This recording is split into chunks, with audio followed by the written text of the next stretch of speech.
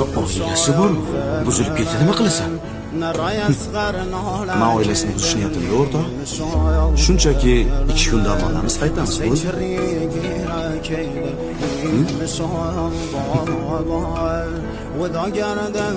Dam olamiz degan. Ha, bo'pti. Yaxshi hol. Ko'rishamiz. Xotining aldamagan ekan.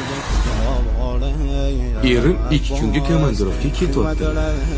Kelsangiz, maza qilamiz. Tushunmadim. Shoshma.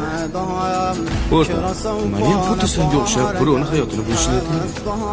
Shunchaki senga havas qilib 2 kun maza qilmoqchiman. Hey!